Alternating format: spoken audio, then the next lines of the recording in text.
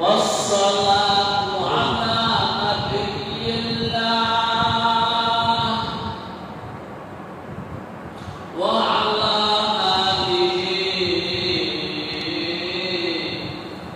وأصحابه أجمعين.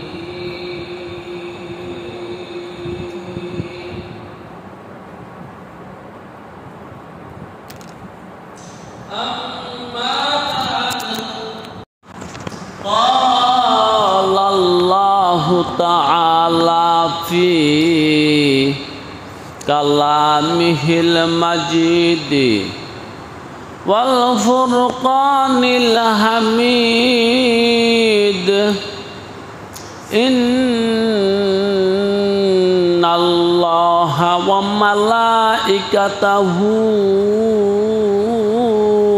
يصلون على النبي يا أيها الذين آمنوا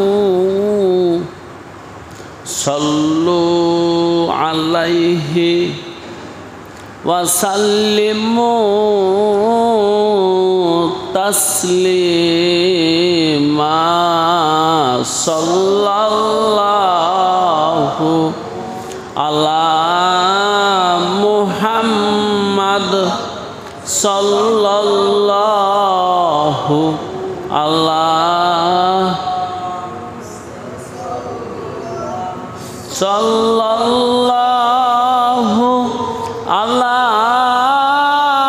محمد صلى الله عليه وسلم. جمال حسن یوسف پر فقط عاشق زلیخا تھی.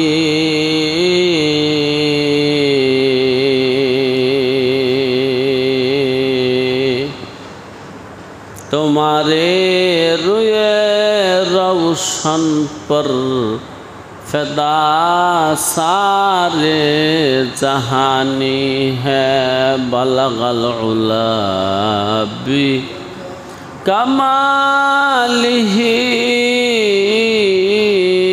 کشف الدجا بجمالہ.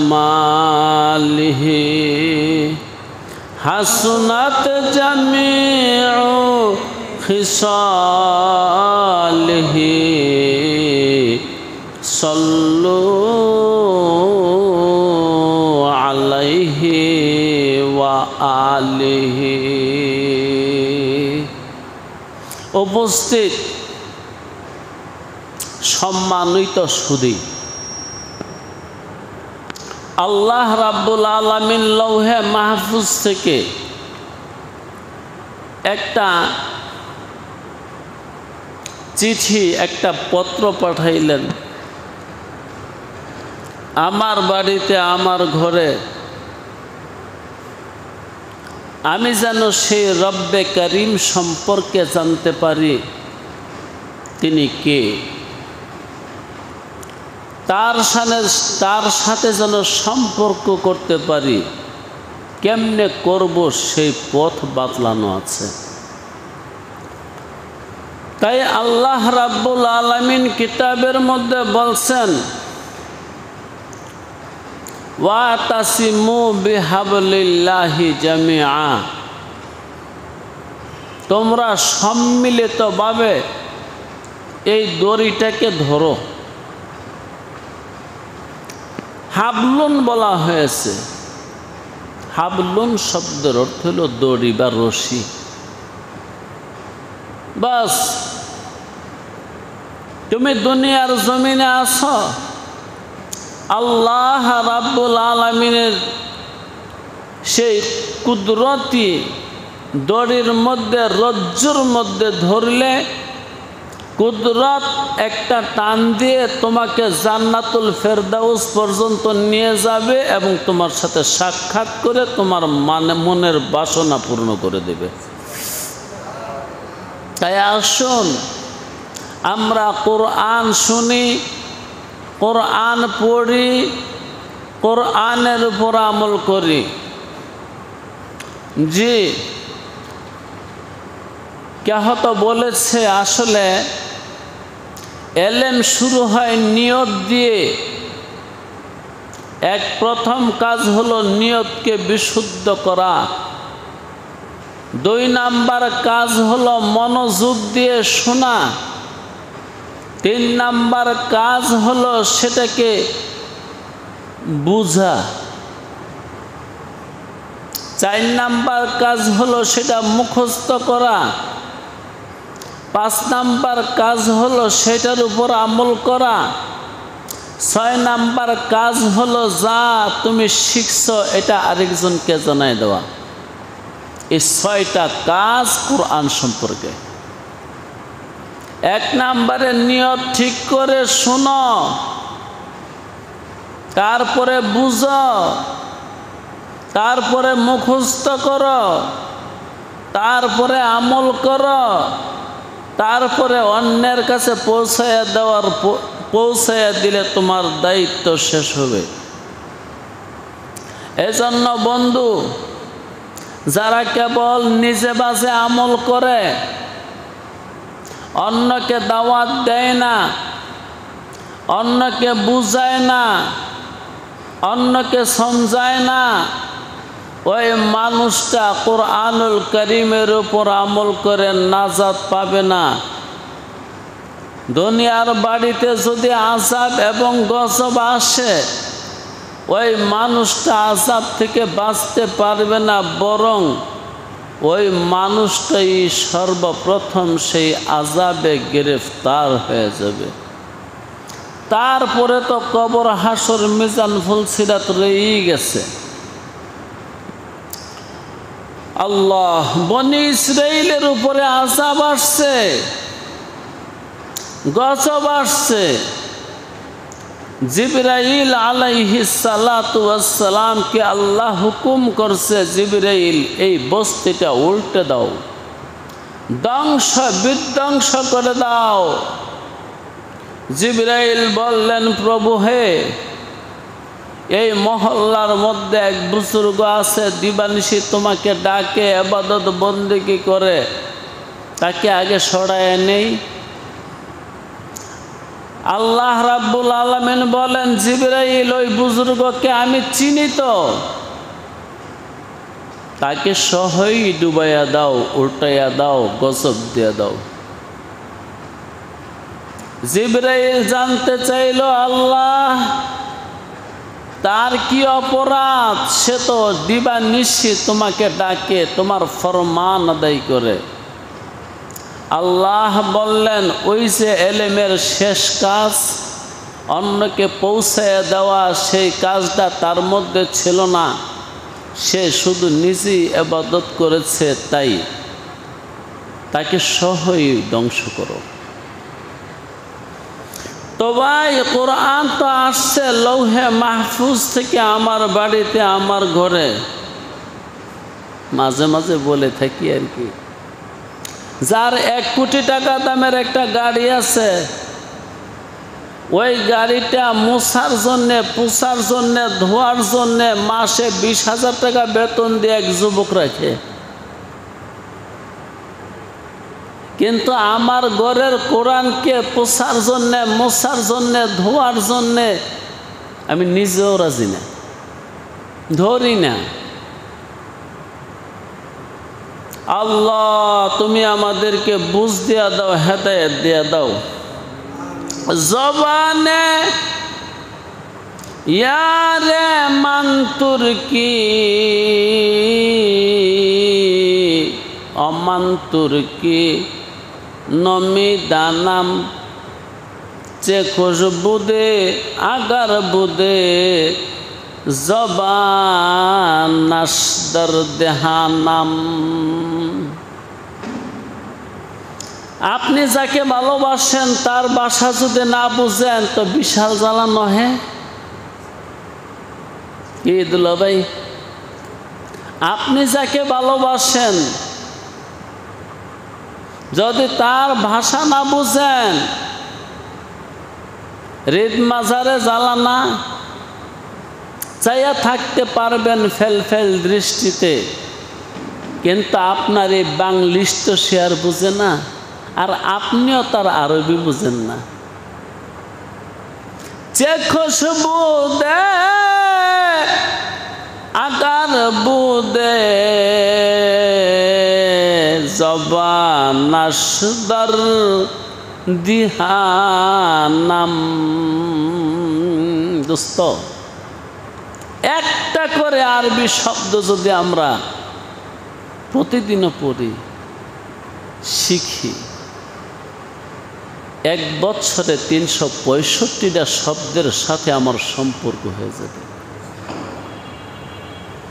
দোস্তরে, এই খেয়ালই নেই, এই ধ্যান নাই, আছে কেবল খাওয়া পড়া, আছে কেবল বুক বিলাস, আছে কেবল জমি আর জমা।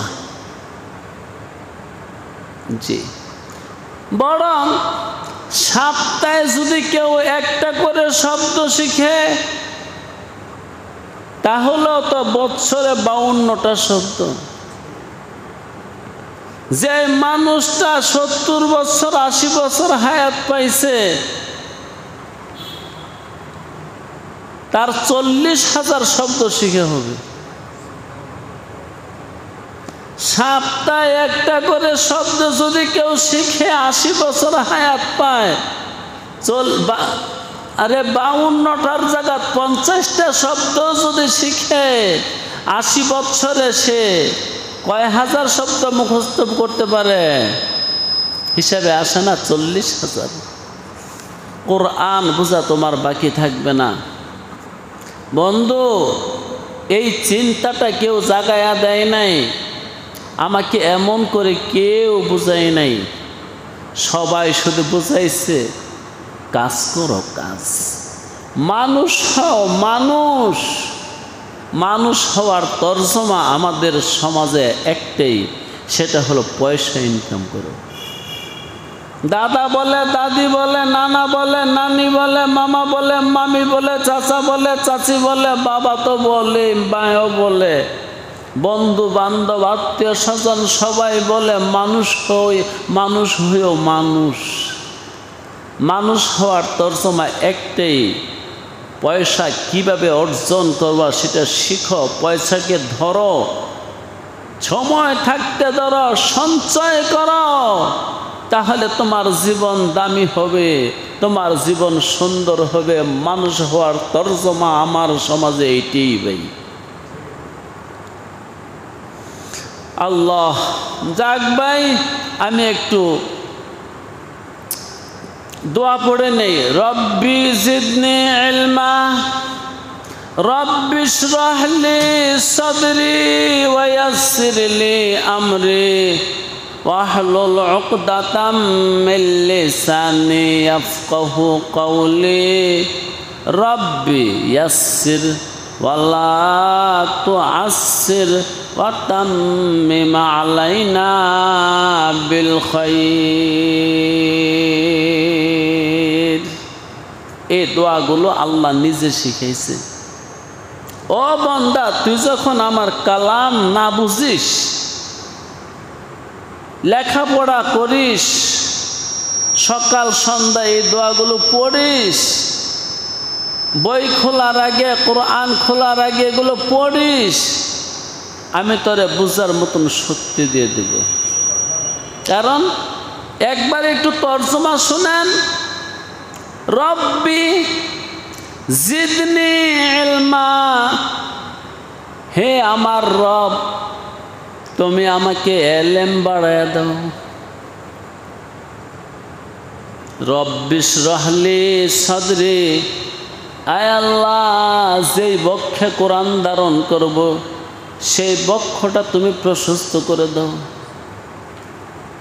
ওয়া ইয়াসসির লি আমরি, এবং এই কাজটা আমার জন্য সহজ করে দাও। ওয়াহলুল উকদাতাম মিন লিসানি, আমার মুখের জড়তা দূর করে দাও।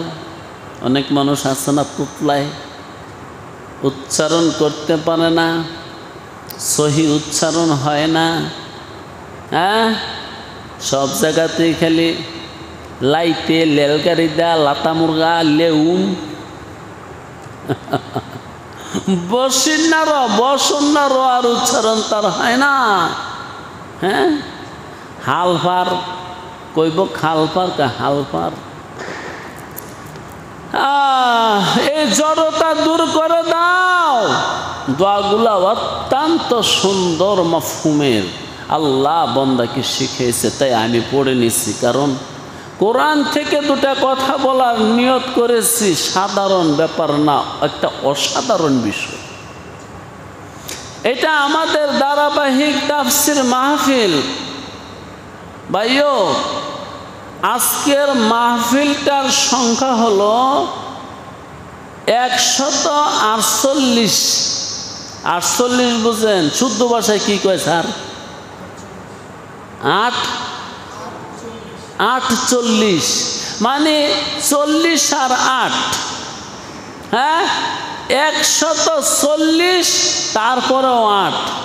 দোস্ত, সপ্তাহে একদিন করে হইলে এখানে আসতে কতদিন সময় লাগছে, কত বন্ধ গেছে, কত ছুটি গেছে, এই গেছে সেই গেছে, অনেক কিছুর পরে আজকে 148 নাম্বার পর্বে বসলাম। প্রভু হে, তুমি আমাদের এই দর্শকে কবুল করো।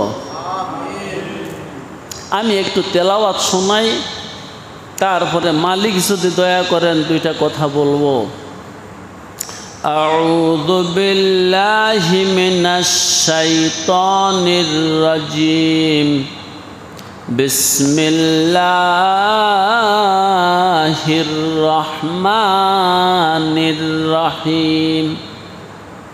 উলাইকাল্লাযীনা ইশতারাবুদ-দালালাতা বিল হুদা ফালাম্মা রাবিহাত তিজারাতুহুম আমা কানু মুহতাদিন।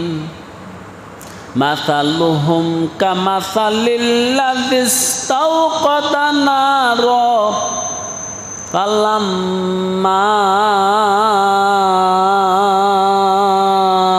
আযাআত মা হাওলাহু যাহাবাল্লাহু বিনুরিহিম ওয়া তারাকাহুম ফি যুলুমাতিল লা ইউবসিরুন।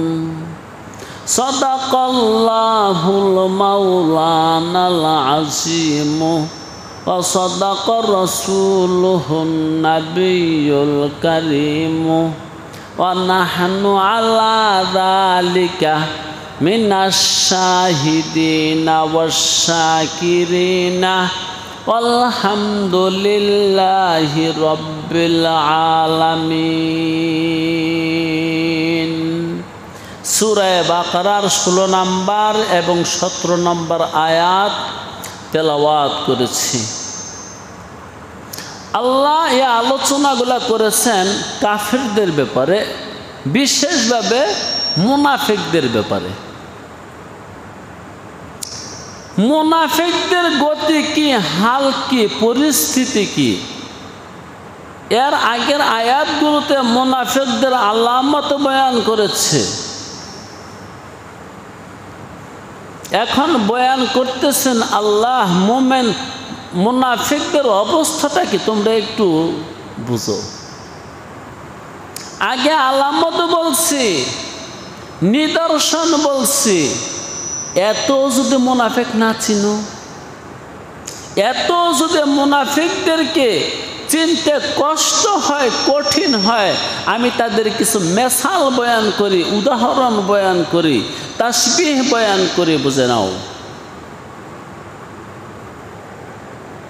কিছু কিছু মানুষ বলে কোরআন ও হাদিস থেকে কথা বলবেন, অতিরিক্ত কথা বলেন কেন? কিসের দৃষ্টান্ত, কিসের মেসাল দিয়ে কথা বলেন? আরে বাবা, স্বয়ং আল্লাহ কোরআনুল কারীমে মেসাল দিয়ে কথা বলছে।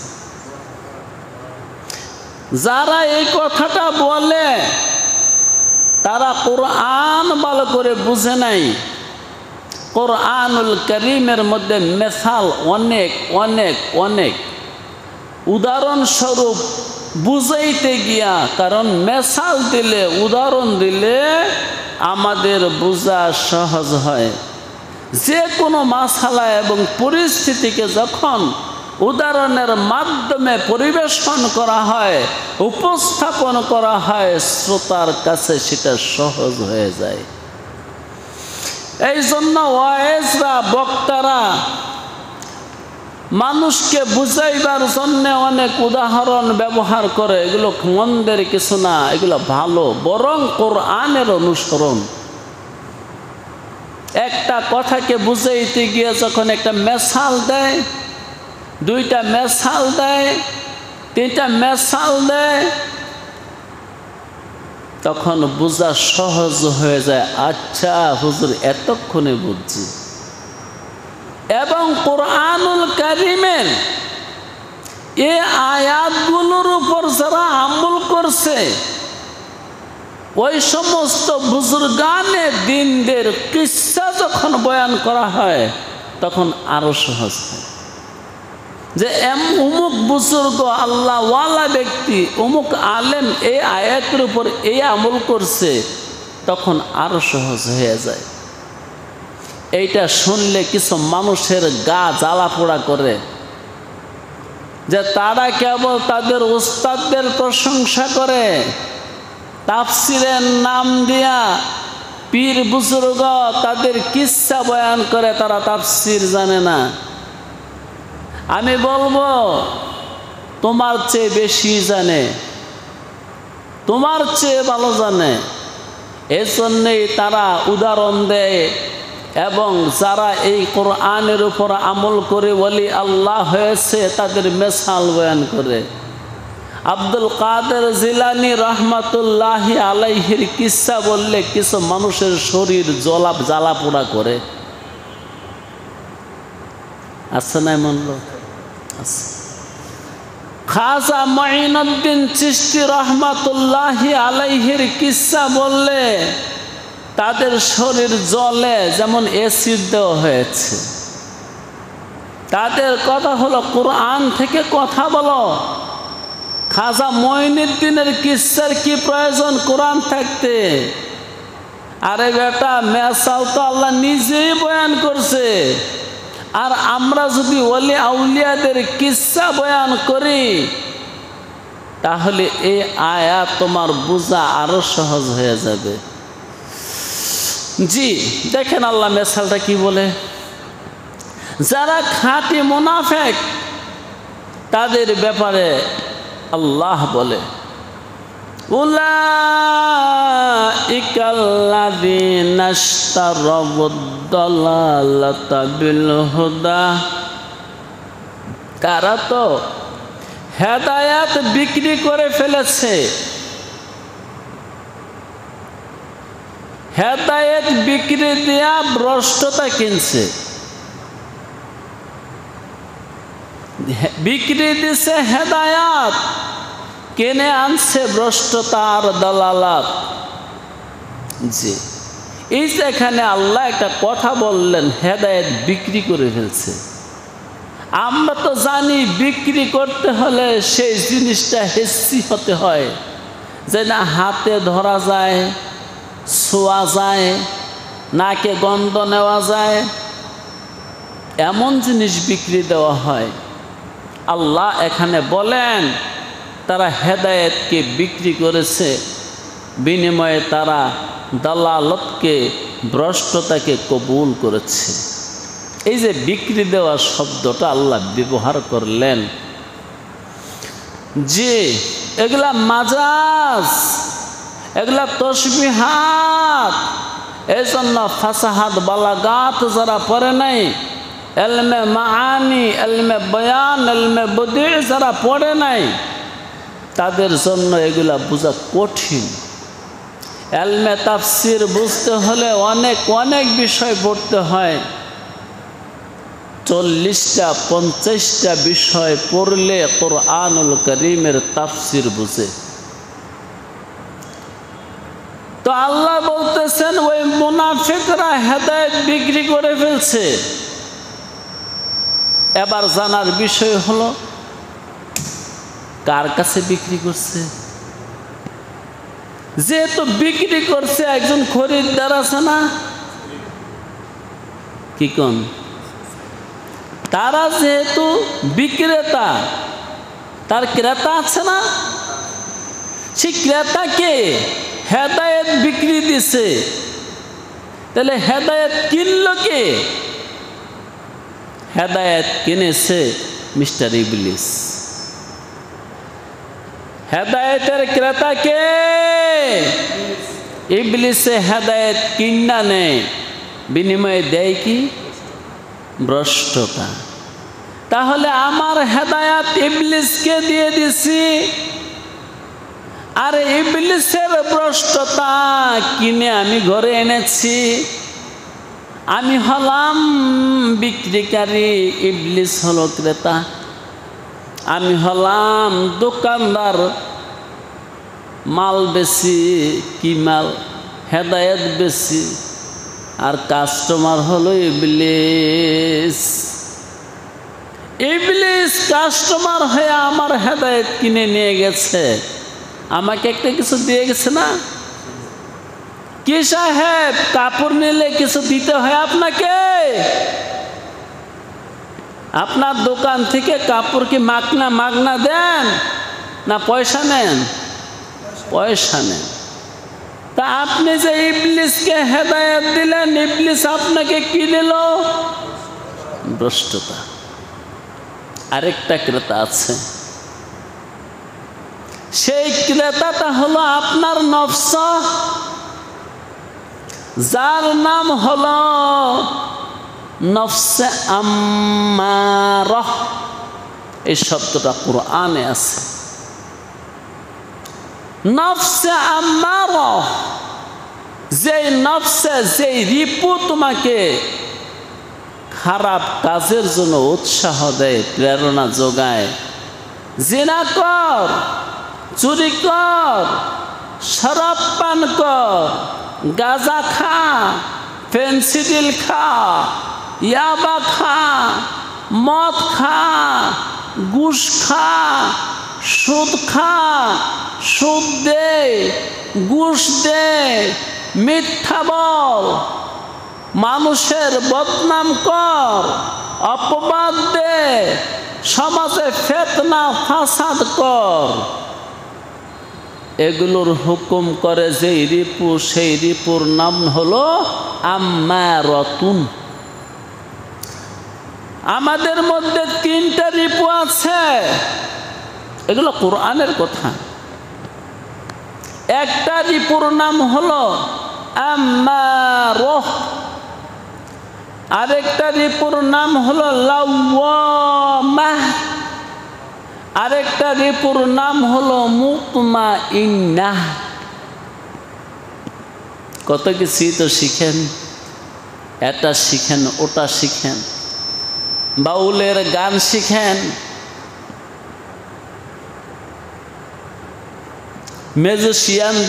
ম্যাজিশিয়ানদের ম্যাজিক শিখেন, ব্যবসা শিখেন, বাণিজ্য শিখেন, কোরআন বহির্ভূত রাজনীতি শিখেন। এই জন্যই বলছিলাম দোস্ত হে, সপ্তাহে যদি একটা শব্দ মুখস্থ করতাম কোরআন থেকে, সপ্তাহে 7 দিনে কোরআন থেকে যদি একটা শব্দ মুখস্থ করতাম, কোরআনুল কারীমের 40,000 শব্দ আমার জীবনে জানা হয়ে যেত। আমি বড্ড গাফেল, আমাকে এমন উৎসাহ কেউ দেয় না। আমাকে এমন প্রেরণা কেউ দেয় না, আমাকে সর্বক্ষণ প্রেরণা দিচ্ছে তুই মানুষ হ, তুই ভালো হ। মানুষ হওয়ার তর্জমা হলো তুই পয়সা উপার্জন কর, রুজি রোজগার ভালো করে কর। এই যে তিনটা শব্দ বললাম, ওমানকা মেয়ে আমি খারাপ কথা কইতেছি। উলফত মে বরাবর হে ওয়াফা হো কে জফা হো। খিলগাঁও বাজার নিয়ে, হ্যাঁ, একটা দোকানে বসে দিলে কেন ওইখানে ঘুমাইবো? ঘুমাইবো না যাইবো? হা হা বুঝিও বুঝি, যদিও খাইছি না ছোটবেলার সুজি, বুঝি। কোরআনের তিনটা শব্দ বলছি, একটা হলো আম্মারাতুন, আরেকটা হলো লাওয়ামাতুন, আরেকটা হলো মুতমাইন্নাতুন। এই তিনটা নফসের গুণ। আমার নফসের তিনটা গুণ আছে, আমার আত্মার তিনটা গুণ আছে, আমার রুহের তিনটা গুণ আছে, তিনটা গুণ আছে। আত্মা কখনো আমাকে আম্মারাতুন হয়, আত্মা কখনো আম্মারাতুন হয়। এর মানে আমাকে নেক কাজের আদেশ করে। না না, ভুল হয়েছে। আমার আত্মায় মাঝে মাঝে আমাকে বদ কাজের, মন্দ কাজের আদেশ করে। চুরি কর। ওই মহাজন, আপনাদের দোকানের কর্মচারীরা মাঝে মাঝে কি চুরি করে না? হয়তো আপনি ধরতে পারেন নাই, অন্য লোকেরা তো ধরতেছে দেখি। হ্যাঁ, যদি কাস্টমারে চুরি না করতো, মালিকে সিসি লাগায় কি করতো? আরে কাস্টমারের সে বড় জ্বালা হলো কর্মচারীর জ্বালা। ছেড়ে মানে কি কর, কাস্টমারের যন্ত্রণার চেয়ে বেশি জ্বালায় কে? কর্মচারী। এই দুঃখে মালিক সিসি লাগায়া সারাদিন দেখে, বাড়িতে যায় ওইখানেও দেখে, বাজার করে ওইখানেও সদাই লইতেছে, দেনছে ভাই, চাইছে দেখে কোন কর্মচারী কি করে, চুরি করে না বাটফারি করে না কাজে ফাঁকি দেয়। এগুলো আমরা কার আদেশে করি? নফসে আম্মারা, তার আদেশে করে থাকি। সে আমাদেরকে আদেশ দেয়, দে একটু ফাঁকি দে। মহাজন যেহেতু নাই, একটু বসে গল্প করে আয়। দু একখান কাপড় বিক্রি দিয়ে দেই না জানায়া, একটু চাতুরি চালাকি করে আমরা তিনজন আছি, মালিক কি আর জানবো? একটু ভালো নাস্তা টাস্তা করতে পারবো। জি ভাই, যখন আমার দ্বারা কোনো পাপ হয়ে যায়, আমার দ্বারা কোনো অন্যায় হয়ে যায়, তখন বুঝবেন আমার নফসে আম্মারা এখন আমার মধ্যে বিজয়ী। আমার আত্মা এখন কলুষিত, আমার আত্মা এখন নাপাক, আমার আত্মা এখন রাব্বে কারিমের হুকুমের দিকে নজর দিতে রাজি নয়। এই জন্য তখন আত্মাটাকে বলা হয় আম্মারাতুন।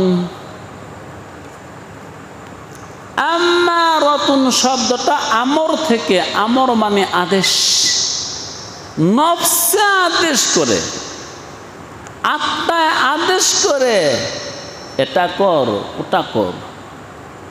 দেখেন বন্ধু, আদেশ করার মালিক কেবল আল্লাহ। আদেশ করার মালিক কে? আল্লাহ। আদেশ করার মালিক কেবল আল্লাহ। তো বলতে পারেন আর কেউ কি আদেশ করবে না? না, কেউ না। আদেশ করার ক্ষমতা কারো নেই। জঞ্জালের কথা।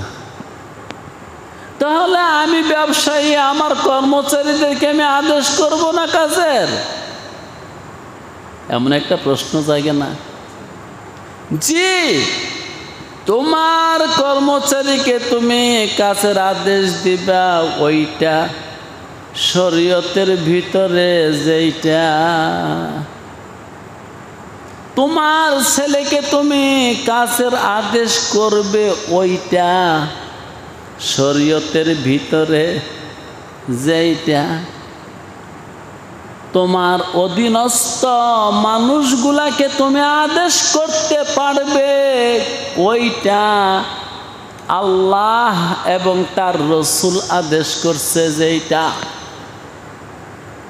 বাবার আদেশ যদি কোরআনের আদেশের বিপরীত হয়ে যায়, সুন্নতের বিপরীত হয়ে যায়, তখন বাবার আদেশ মানাটা হারাম হয়ে যায়।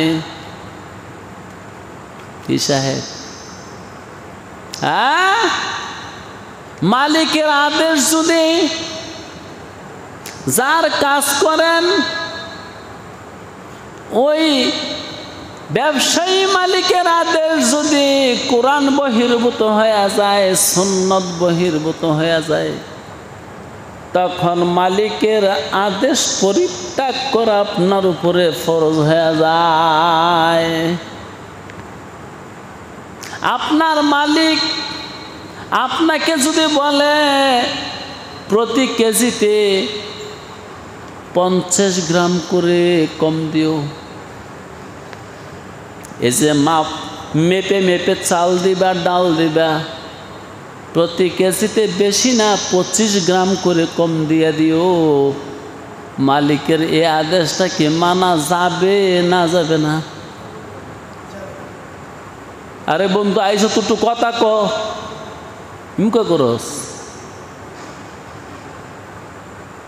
দেখছেন? এমন কি আলেমে হক্কানি রব্বানি মাহবুবে সুবহানি গাউসে পাক যদি হয় আপনার নজরে, সেও যদি শরীয়তের খেলাফ, কুরআনুল কারীমের খেলাফ, মুহাম্মাদুর রাসূলুল্লাহর সুন্নতের খেলাফ কোনো আদেশ করে, ওই বুজুর্গ, ওই পীর, ওই মুর্শিদের হুকুম মানাটা আপনার উপরে হারাম হয়ে যায়। তাহলে আসলে যে মালিক কোরআন সম্মত আদেশ করে, সুন্নত সম্মত আদেশ করে, এ আদেশটা মূলে মালিকের নয়, আদেশটা মূলে আল্লাহ রাব্বুল আলামিনের আদেশ। যে বাবা মা সন্তানকে এমন কাজের আদেশ করে যে এটা শরীয়তের ভিতরে, কোরআনের ভিতরে, সুন্নতের ভিতরে, ওই আদেশটা মূলে মা বাবার আদেশ নয়, ওই আদেশটা মূলে আরশে আজিমের মালিকের আদেশ। দোস্ত ওইসে নিয়ালা, এই জগতের কারো শক্তি নাই আদেশ করবার। হ্যাঁ, আদেশ একমাত্র একটা সত্তাই করবে। আদেশ করার অধিকার একমাত্র এক সত্তার আছে, নিষেধ করবার অধিকারও কেবল এক সত্তার আছে। সেই সত্তার নাম আল্লাহ, সেই সত্তার নাম রব, সেই সত্তার নাম রহমান, সেই সত্তার নাম রহিম। আল্লাহ রাব্বুল আলামিনের গুণবাচক নাম কোরআনুল কারীমে কয়টা আছে? হ্যাঁ 300 আপনি জানেন? মাশাআল্লাহ। আল্লাহ তিরমিজি শরীফে আছে, আল্লাহর নবী মুহাম্মদ আরবি সাল্লাল্লাহু আলাইহি ওয়াসাল্লাম বলেন, আল্লাহ আমার কাছে খবর পাঠাইছে, আল্লাহর যে কোনো বান্দা আমার উম্মত যদি আল্লাহর ওই 99টা নাম যা কোরআনে আছে যদি মুখস্থ করে এবং প্রত্যেক দিন সেই নামে ডাকে, তার যত পাপী হোক দয়াময় তারে ক্ষমা করে জান্নাত দিয়ে দিবেন।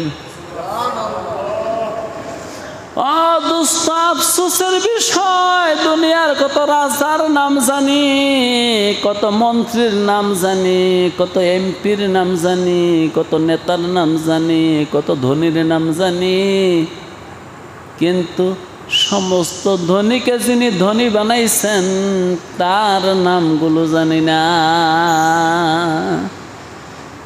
কুরআনুল কারীমে আল্লাহর নাম 99টা, কিন্তু জনাবে মুহাম্মদুর রাসূলুল্লাহ সাল্লাল্লাহু আলাইহি ওয়াসাল্লামের জবানে মুবারক দিয়ে নবী রাসূলুল্লাহর জবানে মুবারক দিয়ে আল্লাহর নাম বের হয়েছে 1000।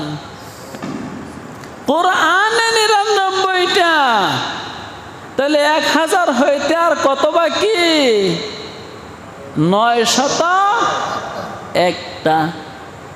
রাসূলুল্লাহর হাদিস শরীফ খুঁজলে আরো 901টা নাম পাওয়া যায়, যেগুলা সাইয়্যিদুল মুরসালিন মহাবিশ্বের মহান মালিককে ওই সকল নামে ডেকেছেন।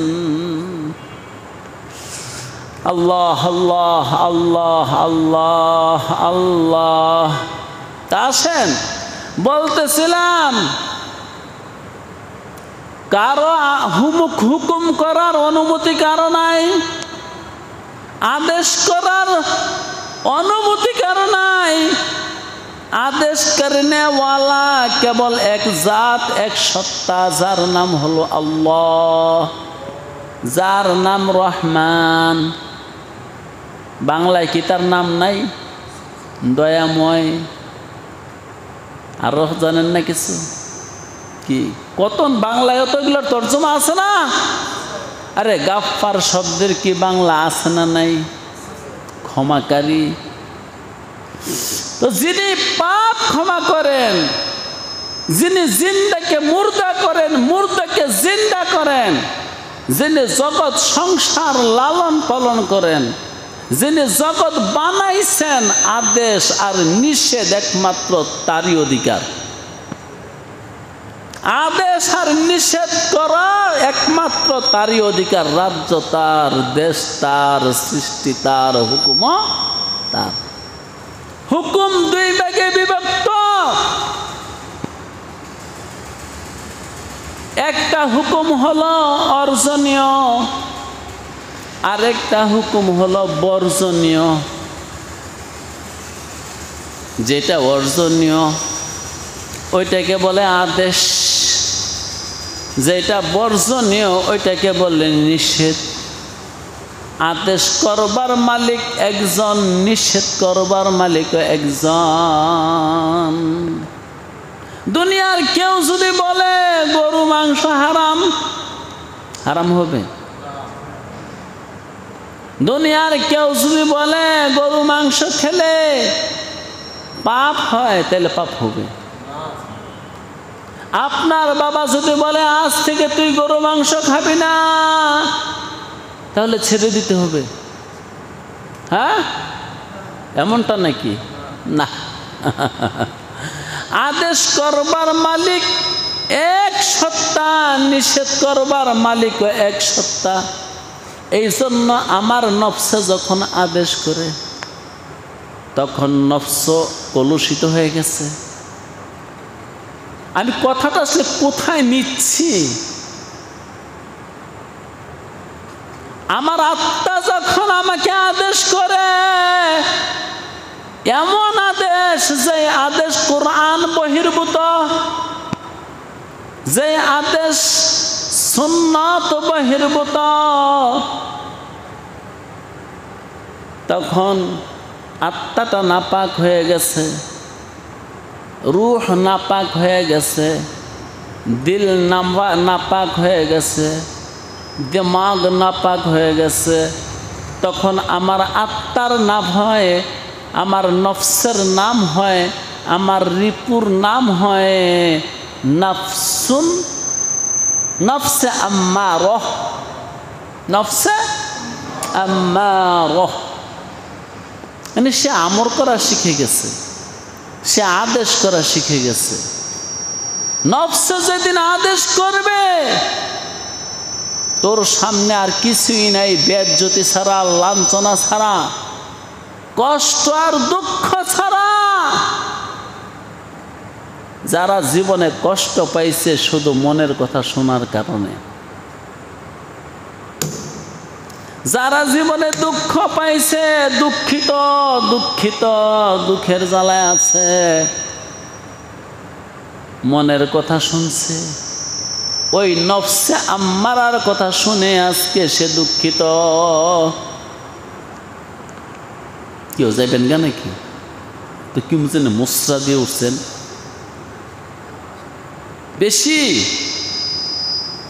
বুঝেন, একটু কমাই দেন।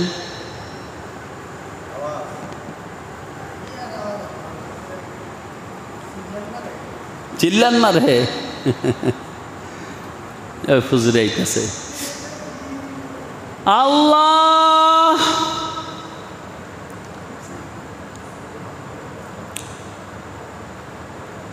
তো আদেশ করবে এক সত্তা, নিষেধ করবেও এক সত্তা। আদেশ করার অনুমতি কারো নাই, নিষেধ করার অনুমতি কারো নাই। যখন নফসে আদেশ করে বা নিষেধ করে, যে আদেশ কোরআনের বাহিরে, যে আদেশ সুন্নতের বাহিরে, তখন আমার নফসের নাম হয়ে যায় নফসে আম্মারহ, রূহুন আম্মারাতুন। আমার রূহ তখন কলুষিত হয়ে গেছে, নাপাক হয়ে গেছে, নাফরমান হয়ে গেছে। আর যখন আমার নফসে আমাকে আদেশ করে, কিন্তু কোরআনের ভিতরে করে, সুন্নতের ভিতরে করে, তরিকার ভিতরে করে, তখন আমার আত্মার তো আলাদা একটা নাম হয়। সে নামটার নাম হলো মুতমাইন্নাতুন, নফসে মুতমাইন্নাহ। যেমন আল্লাহ বলছেন, ইয়া আইয়াতুহান নাফসুল মুতমাইন্নাহ, হে নফসে মুতমাইন্নাহ, ইরজিই ইলা রব্বিক, তুমি তোমার রবের কাছে এসে যাও। তাইলে রবের কাছে যেতে হলে নফসকে বানাইতে হবে মুতমাইন্নাহ। আর যদি নফসে আম্মারা হয়, এই নফস, এই আত্মা আল্লাহর কাছে দিদারে খোদাই পাওয়ার জন্য যেতে পারবে না। যখন রূহ আম্মারা হয়ে যায়, তখন সেই আত্মার জন্য আল্লাহ রাব্বুল আলামিন একটা দেশ বানাইছেন, যেই দেশের নাম হলো সিজ্জিন।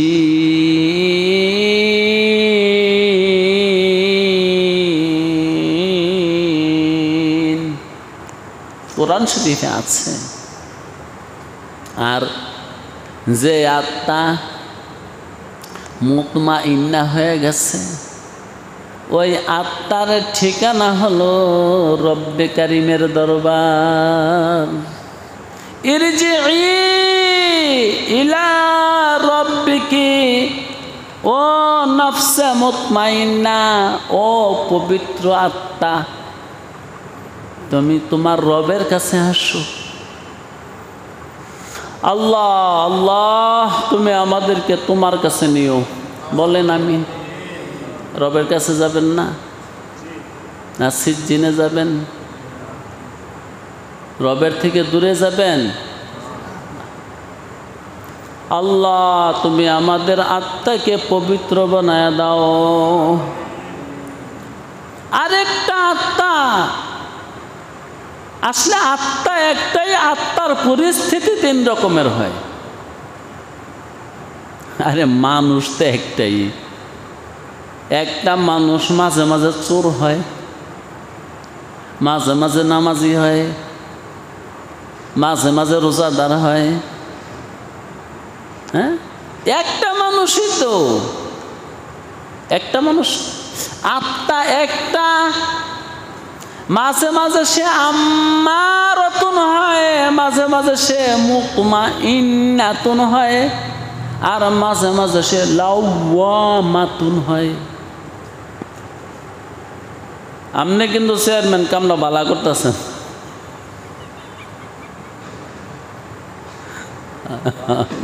আল্লাহ, আর 10 মিনিট আছে, এমনি এরম করেন না। হ্যাঁ, ঠান্ডা? ও আচ্ছা। আল্লাহ আল্লাহ আল্লাহ মালিক। নফস যখন লাওয়ামা হয় তখন নফসে কি করে? তখন নফসে আপনাকে বৎসনা করে। বৎসনা বুঝেন? বকা দেয়, গালি দেয়। ছি, তুই এত খারাপ, আজকে কাস্টমার রে এইভাবে ঠকাই দিলি। মাঝে মাঝে মন কথা বলেনি, মন এমন বলেনি। আহা, কোন সময় আমার যে বিবেক জাগ্রত হয়, সব সময় আমার বিবেকের আত্মা রূহ আম্মারাতুন থাকে না। সব সময় সে মন্দ কাজের আদেশ করে না, মাঝে মাঝে সে লাওয়ামাতুন হয়ে যায়। লাওয়ামাতুন হয়ে আসে, নিজেরে নিজে বকে, নিজেকে নিজে বৎসনা দেয়। কি করলি? এই কাজটা তোর ঠিক হয় নাই, খুব অন্যায় করলি, খুব অপরাধ করলি, ঠিক হয় নাই, ঠিক হয় নাই। মাঝে মাঝে পাপের কথা মনে হলে একলা বসে কাঁদে না?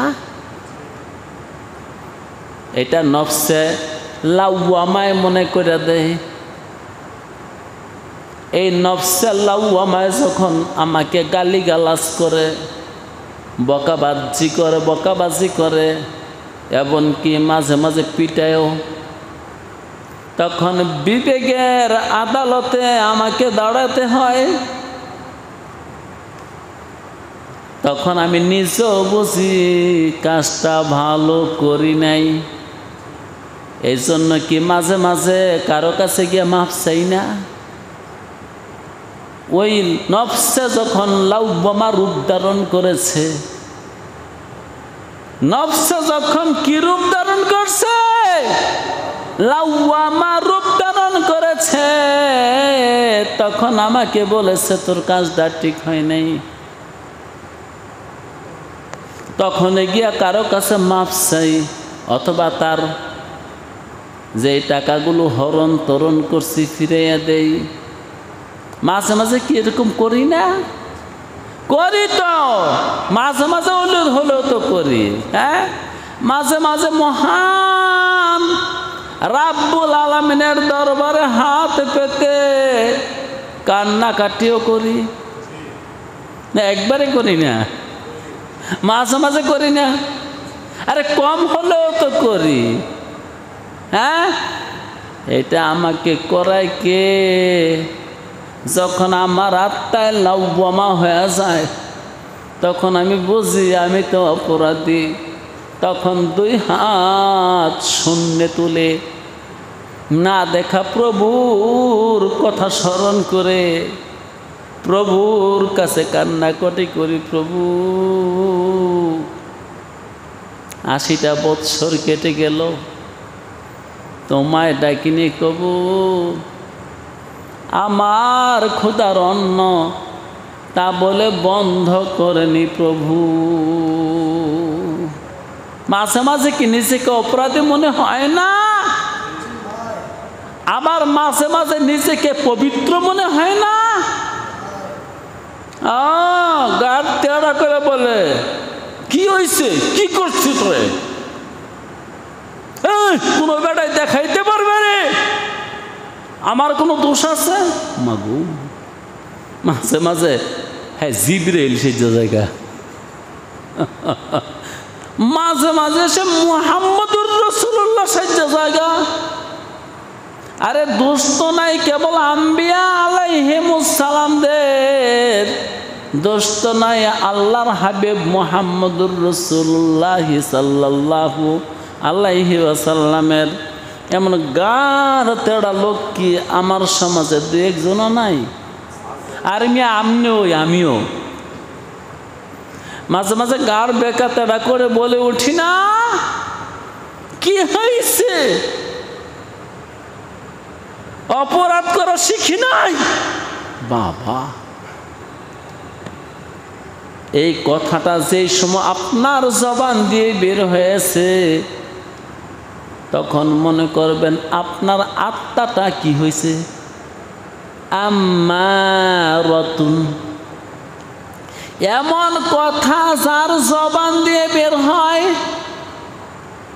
যে আমি কোনো পাপ করি নাই, খোদার জমিনে এসে পাপ করি নাই, তখন তার আত্মায় কি রূপ ধারণ করছে বলেন বলেন?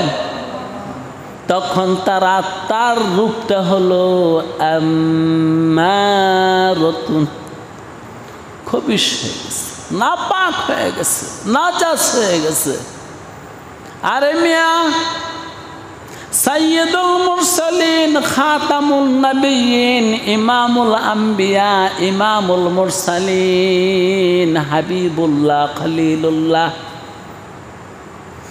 সাল্লাল্লাহু আলাইহি ওয়াসাল্লাম সম্পর্কে রওয়ায়াত আছে, রাসূলুল্লাহ একটা জায়গার মধ্যে কিছুক্ষণ বসে থাকলে,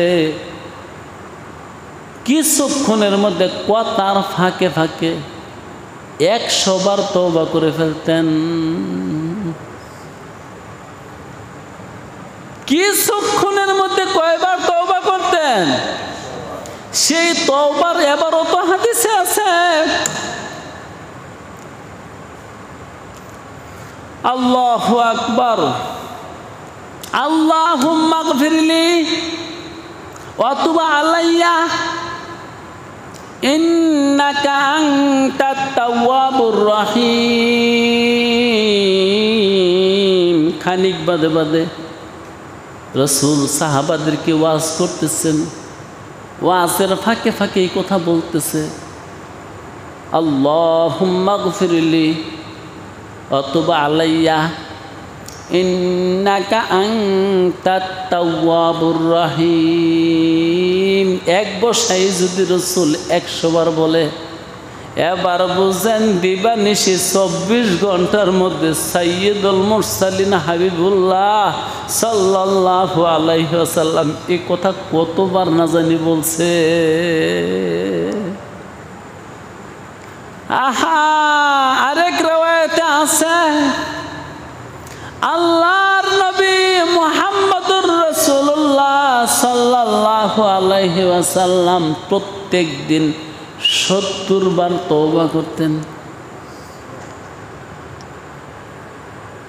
আপনি কয়বার করেন? আলামিনে কয়বার করো? আল্লাহু আকবার।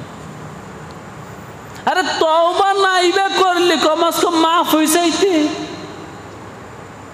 দুইটা কিন্তু এক জিনিস না বন্ধু, এমনি চাইরে সত্যি দুইটা তো এক না। তওবা নাই করলাম, কমাস কম মাফ হয়ে যাইতাম। আহারে, দুইটা দুই জিনিস। হ্যাঁ, আমি যখন বলি আল্লাহ আমাকে মাফ করো, দুই কান্দের দুই মুহুরি এই কথাটা লেখে। আল্লাহ দলিল হয়ে গেছে, মালিক রে দুনিয়ার বাড়িতে যদিও পাপ করছি, কিন্তু আমি তোর কাছে মাফ চাইছিলাম। তখন আল্লাহ বলবে তুই যে মাফ চাইলি, দলিল তুই যে মাফ চাইছিলি প্রমাণ কি? তখন ওই বন্দা তার হাতের কিতাব খুলে আল্লাহকে দেখবে, আল্লাহ দেখো এই যে আমি কত মাফ চাইছি, যদিও তওবা করছি না কিন্তু মাফ চাইছি।